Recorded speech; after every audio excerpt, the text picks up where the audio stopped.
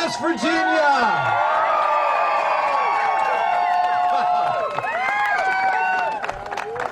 Let me say thank you to Lieutenant Governor Mitch Carmichael and the members of the State Senate who have taken a break to come out here to make America great again. Thank you all so much.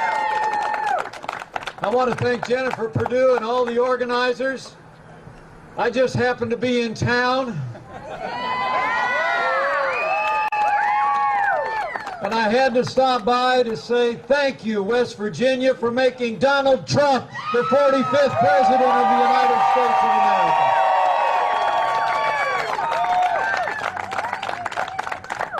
Thanks to you all in West Virginia, we have elected a man for president who never quits, who never backs down. He is a fighter, he is a winner, and I got to tell you, from day one in the Oval Office, he's been fighting for the American people and fighting to keep the promises that he made to the people of West Virginia. But thanks to West Virginia, we have a president at last. We have a president at last who's going to stand with the men and women who wear the uniform of the United States of America. We're going to rebuild our military. We're going to restore the arsenal of democracy. We're going to make sure the men and women who serve in uniform have the resources and the training they need to accomplish their mission, and we're going to hunt down and destroy ISIS at its source so it can no longer threaten our families. Thanks to you, we have a president who honors those who served. Would you give a round of applause to all of the men and women who served in the uniform of the United States, our veterans who are here? If you're a veteran of our armed forces, would you raise your hand in the air and let us thank you one more time?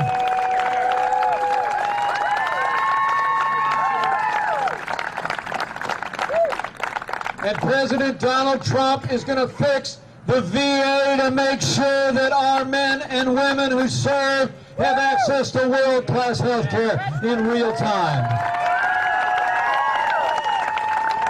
And thanks to West Virginia, we finally have a president who knows that the men and women who serve in law enforcement in our communities are not a force for division. They are a force for good. They are the best of us, and President Donald Trump supports law enforcement here in West Virginia and all across America.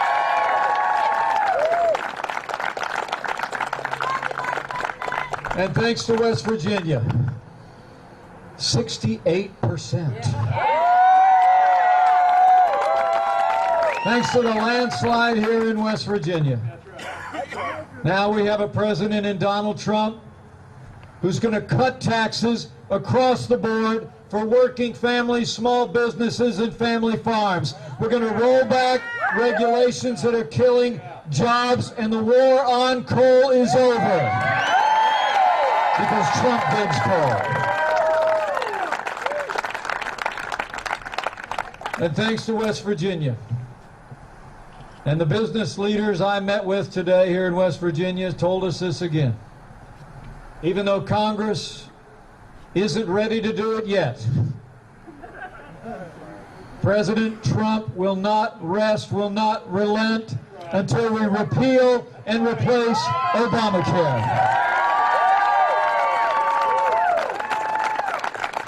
And as the president tweeted this morning, don't worry, America. When Congress is ready, we'll be ready, and we will work with everyone in Congress to give the American people a health care system that they deserve and that works for every American.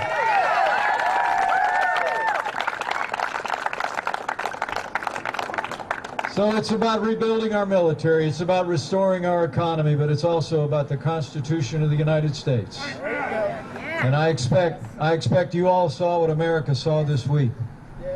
When President Trump's nominee to the Supreme Court squared off with the United States Senate. And what the American people saw in Judge Neil Gorsuch was a man of extraordinary intellect, extraordinary temperament, and extraordinary ability. And with the help of Senator Shelley Moore Capito and hopefully with the help of Senator Joe Manchin, we're going to send Judge Neil Gorsuch to the Supreme Court of the United States. He'll be faithful to the Constitution and all the God-given liberties enshrined there. So I thank you for coming out. I love his enthusiasm. Thank you for coming out.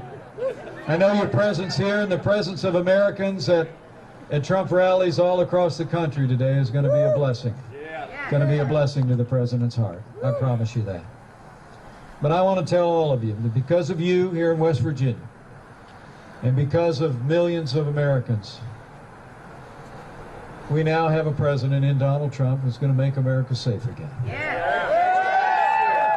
We have a president who's going to make America prosperous again. I just know it with all my heart. So I encourage you to stay engaged. Let your voice be heard. Get out those banners. Wave those posters. Make sure people know that you support President Donald Trump and his agenda to America. And if you're of a mind, do one more thing, if you will. You know, there's an ancient verse written millennia ago that I still think is as true today as it ever was. It's an old verse that Americans have clung to throughout our nation's history. The good book says, if my people who are called by my name will humble themselves and pray, he'll do like he's always done. In these divided times, he'll hear from heaven, and he'll heal our land. So if you're of a mind to pray, I ask you to pray.